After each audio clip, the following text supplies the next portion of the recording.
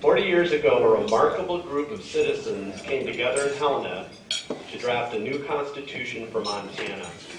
We're here today to honor these individuals. The 1972 Montana Constitutional Convention rewrote an outdated, bulky document that no longer served modern citizens. The CON delegates managed to work across political differences to create a lean, eloquent guide for our lives. And I mean that. I've been reading it a lot the last couple of days, and it's a lean, eloquent guide. It's wonderful. The constitutional conversations that we've conducted over the last day and a half are a testament to the vitality and relevance of that document. So please join me in recognizing these delegates in attendance today. And don't feel required to stand up, but if you could maybe raise your hand. That sounds good. So these delegates are with us today, and after I read the list, let's all recognize them. Betty Babcock, Grace Bates, Jean Bowman, Bob Campbell, Maynard Ellenson, Dan Harrington, Jerry Londorf, C.B. McNeil, Arlene Reichert, and Bob Lindbatsy. Let's join in.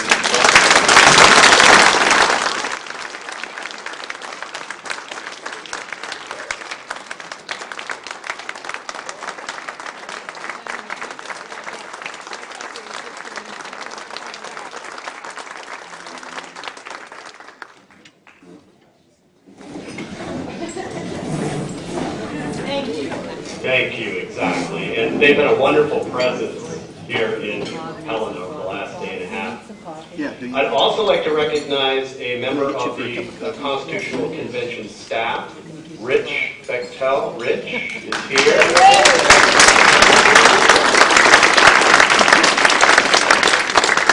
I do have a special favor to ask of the delegates and Rich and Chuck, if at the end of the lunch, if you could gather here so we could take a group photo. That would be much appreciated. We'd love to get a group photo.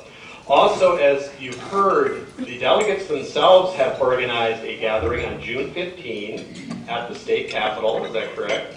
And I'm proud to say Humanities Montana, sorry, got to get in the plug. Humanities Montana has given money to film that event, and all Montana citizens are welcome to attend. So on June 15 at the capitol, the delegates will be coming together again. I think that's going to be remarkable. So, thank you.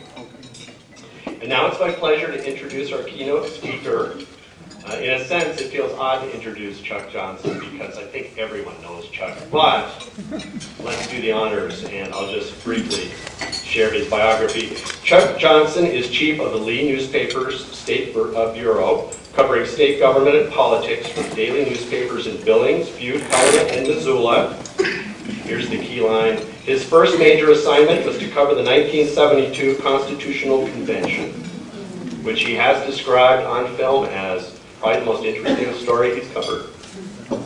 He has degrees in journalism and history from the University of Montana and studied politics and economics at Oxford University on a Rotary Foundation scholarship. Chuck will speak on a reporter's perspective on how the 1972 Constitutional Convention changed Montana. Please join me in welcoming Chuck Johnson.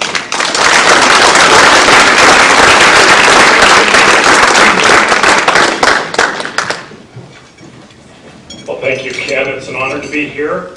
I'd like to especially thank the Constitutional Convention delegates who are here and their families. I think we need to honor and remember them often. They did a terrific job.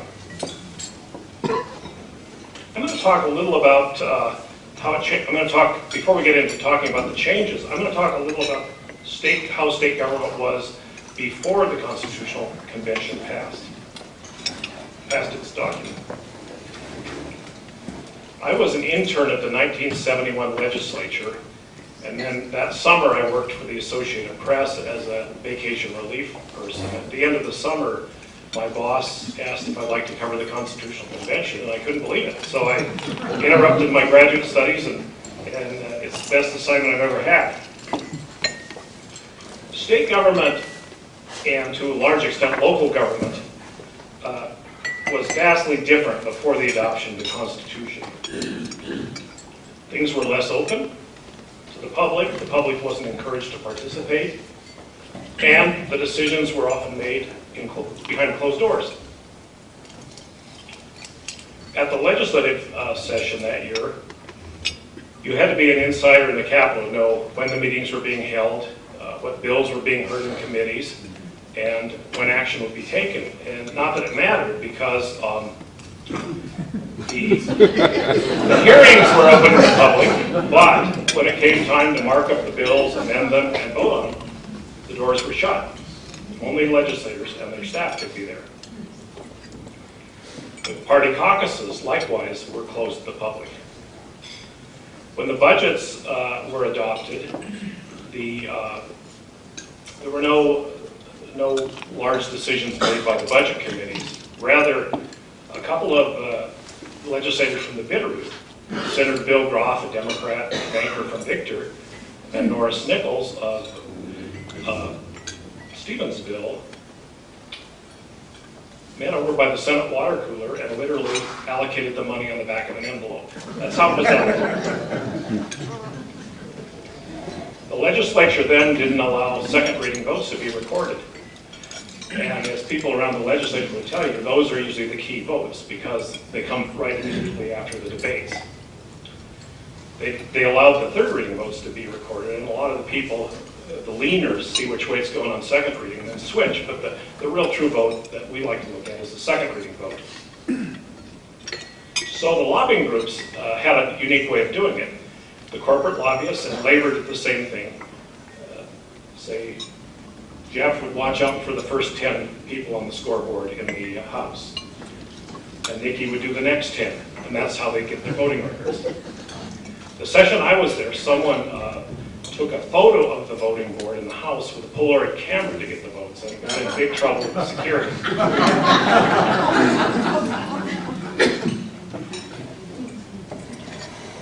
Legislative hearings were notified in advance, but just the bill number,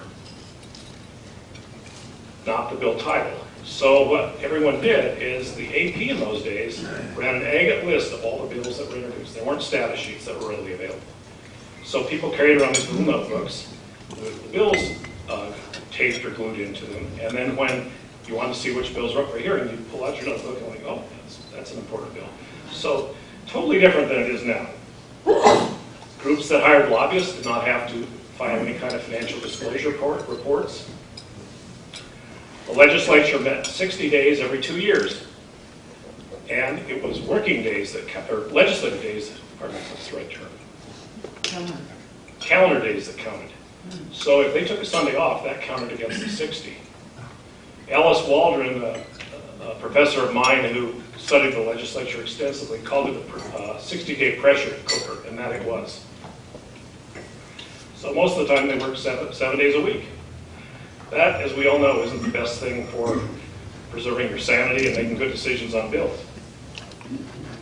In boards and agencies throughout state government, members often would take breaks before the vote came, and they'd huddle over in a different room to make the real decision and then go through the motions at the meeting. In the 1971 legislature, 2 women served. Toni Roselle, a longtime Republican senator from Billings, and Dorothy Bradley, a freshman from Bozeman, was the only woman in the House. All this changed when the 100 Constitutional Convention delegates were elected that November of 1971, and they came to Helena for a brief organizational session, chose their officers, and then began work in January. 19 women were elected at that convention. Now that doesn't sound like many out of 100, but it's a far cry from what had served in the previous legislatures.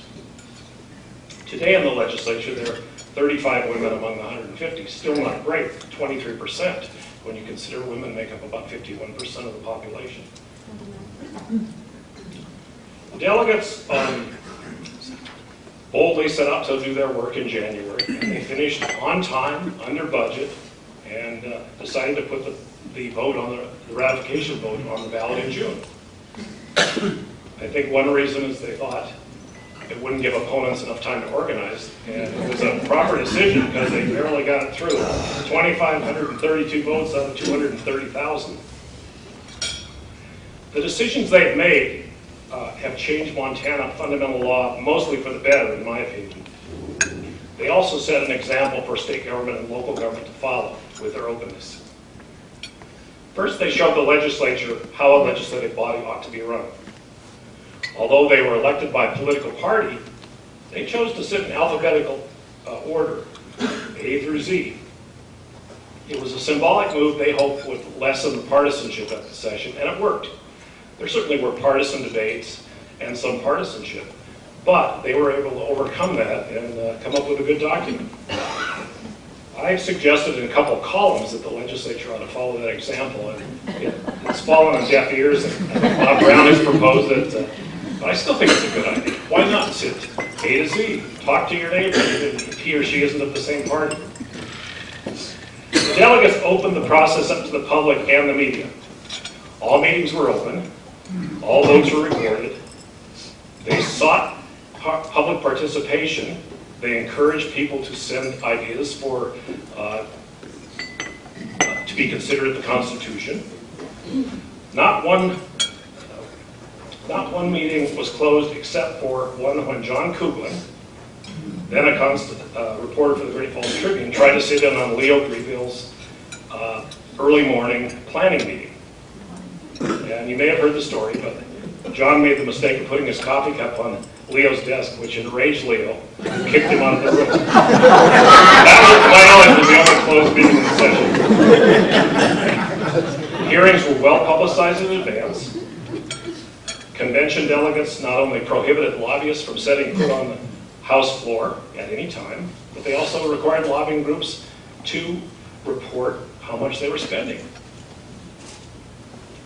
The legislature hadn't done this for decades until a citizen initiative passed in 1980 required lobbyist disclosure. Before looking at some of the provisions that have made big impacts on the lives of Montanans, I'd like to quote from a book by professors Larry Elis and Fritz Snyder of the University of Montana Law School. They concluded, "The 1972 Montana Constitution embodies a sense of liberty, idealism, and pragmatism. It is a grand document, but not perfect. Mistakes were made, compromises were necessary, and responses to past political grievances were incorporated. Mistakes, compromises, and political grievances were minimal. Grand ideas and powerful, if not always precise language, dominate the document." End of quote. So what impact has the 1972 Constitution had on Montanans and their lives? We could spend the next weekend and the following weekend enumerating them, but I'd like to outline some of what I think are the major ones.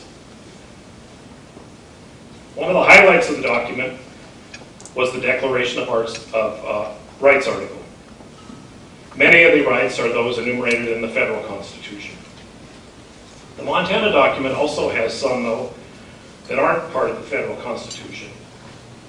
We have a right to individual dignity that prevents government, corporations, individuals, and people from discriminating against the exercise of people's civil and political rights based on race, color, sex, culture, social origin, or political or religious identity.